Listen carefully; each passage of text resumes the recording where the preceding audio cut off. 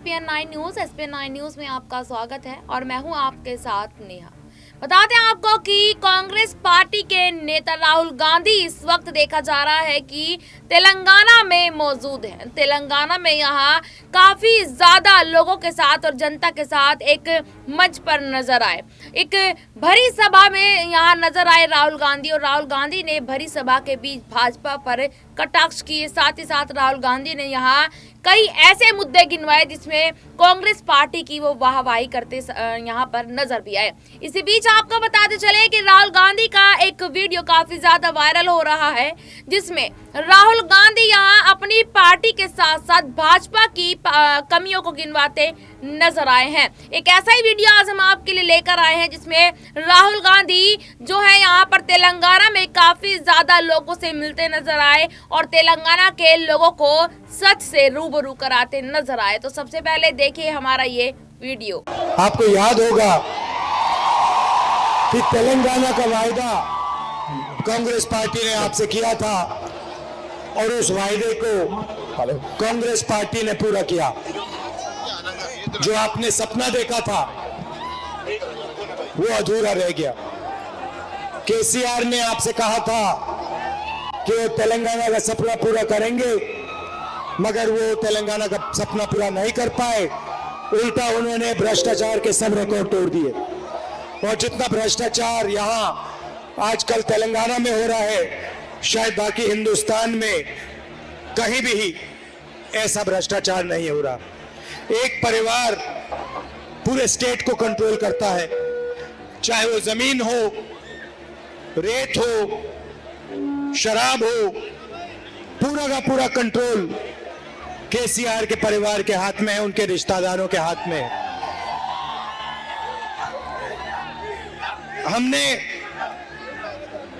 मेरा आपके साथ राजनीतिक रिश्ता नहीं है, अब मेरा आपके साथ पारिवारिक रिश्ता है, मोहब्बत का, प्यार का रिश्ता है। तो मैं यहां आपको झूठे वायदे करने नहीं आया हूं, मैं आपको सिर्फ यहां सच्चाई बोलने आया हूं। चुनाव में कांग्रेस पार्टी जीतने वाली है। कांग्रेस पार्टी की जबरदस्त लहर है और जैसे ही हम यहां चुनाव जीतेंगे, हमने जो आपको गारंटी दी है वो गारंटी हम पूरी करके आपको देंगे।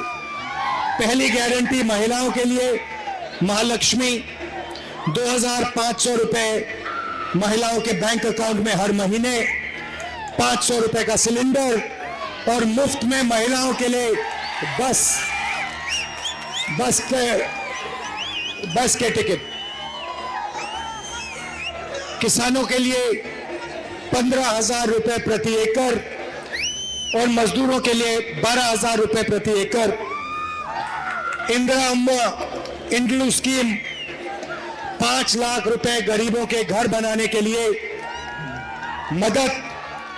गृह ज्योति स्कीम 200 यूनिट हर महीने मुफ्त में बिजली।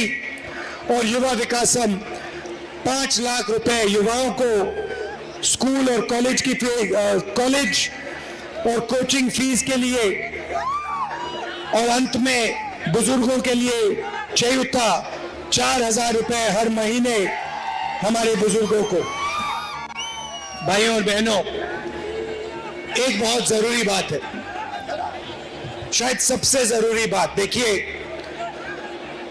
एक तरफ कांग्रेस पार्टी है और दूसरी तरफ बीआरएस, बीजेपी और एमआईएम एक साथ खड़े हुए हैं।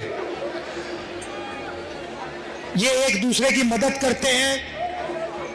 लोकसभा में मैंने स्वयं देखा, जब भी नरेंद्र मोदी जी को मदद की जरूरत थी, चाहे वो जीएसटी हो, चाहे वो किसान बिल हो, बीआरएस ने एकदम नरेंद्र मोदी की मदद की। आप देखिए, मैं बीजेपी से लड़ता हूं, पूरा देश जानता है कि अगर एक आदमी बीजेपी का मुकाबला करता है, उनके सामने खड़ा होता है, तो उसका नाम राहुल गांधी है। और ये मेरे लिए राजनीतिक लड़ाई नहीं है, ये मेरे खून की लड़ाई है, डीएनए की लड़ाई है। अब देखिए, मेरे ऊपर बीजेपी ने 25 केस लगा रखे हैं। जहां भी उनको मौका मिलता है नया केस लगा देते हैं, क्योंकि वो जानते हैं कि राहुल गांधी उनके साथ कॉम्प्रोमाइज नहीं कर सकता है और नहीं करेगा। राहुल गांधी उनके खिलाफ, उनकी आइडियोलॉजी के खिलाफ, उनकी विचारधारा के खिलाफ लड़ ही सकता है। मेरा घर ले लिया, मैंने खुशी से अपना घर दे दिया, कहा लो, मुझे नहीं चाहिए आपका घर। लोकसभा की मेंबरशिप रद्द कर दी।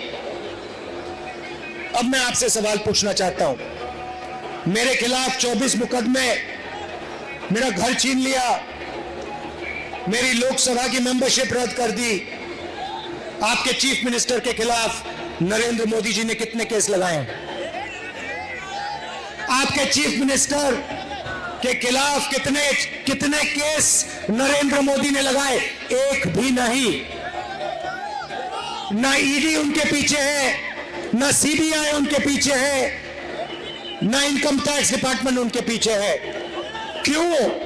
क्योंकि चीफ मिनिस्टर केसीआर बीजेपी की पूरी मदद करते हैं। देखिए, आप बता रहे हो, बिल्कुल सही, केसीआर उनकी मदद करते हैं और बीजेपी इनकी मदद करते हैं। आप देखिए, मेरे ऊपर 24 घंटा आक्रमण चलता है, बीजेपी के सब नेता मेरे ऊपर आक्रमण करते हैं। मैं सुबह उठता हूं, अगर सारे के सारे बीजेपी के नेता मेरे ऊपर आक्रमण नहीं करते तो मुझे मजा नहीं आता, मुझे अच्छा नहीं लगता। मैं कहता हूं आज कुछ कमी रह गई, थोड़ा और जोर से मुझे बोलना चाहिए, मगर केसीआर पे, उनके परिवार पे बीजेपी का कोई नेता आक्रमण नहीं करता। कोई केस नहीं, कोई ईडी नहीं, कोई इनकम टैक्स नहीं, मिले हुए हैं दोनों। दूसरी तरफ एमआईएम है।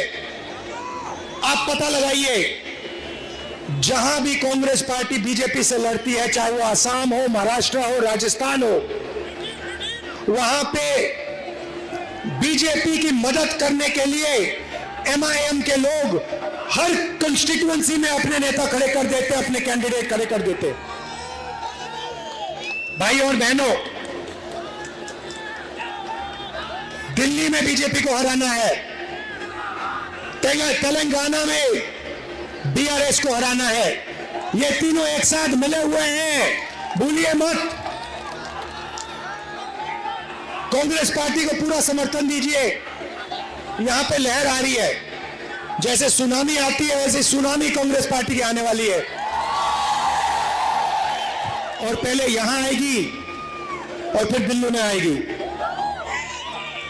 आखिरी बात मैं आपसे कहना चाहता हूं, बीजेपी के लोग पिछड़ों की बात करते हैं, ओबीसी की बात करते हैं, बीआरएस के लोग ओबीसी की बात करते हैं।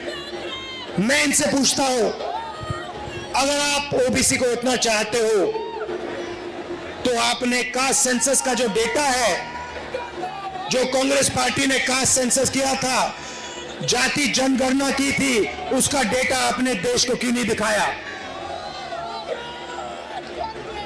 जैसे ही हमारी यहां सरकार आएगी, आप लिख के रख लो, तेलंगाना में कांग्रेस पार्टी जाति जनगणना करवाएगी, कास्ट सेंसस यहां हम करवाएंगे, और उसके बाद दिल्ली में जैसे ही हम चुनाव जीतेंगे वैसे हम दिल्ली में कास्ट सेंसस करवाएंगे, और ओबीसी की सच्ची जो शक्ति है, ओबीसी को हम उनकी सच्ची शक्ति दिखाएंगे।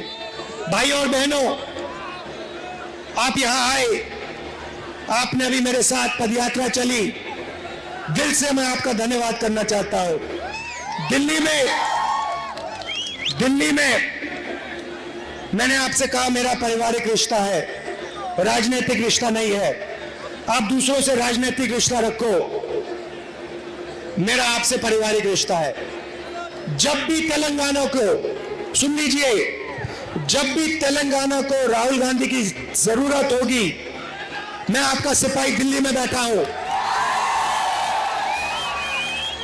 जब भी आपको मेरी जरूरत होगी, मैं 1 मिनट में हाजिर हो जाऊंगा। जो भी आप काम मुझसे पूछोगे, दिल से मैं आपका काम करूंगा। बहुत बहुत धन्यवाद। नमस्कार, जय हिंद।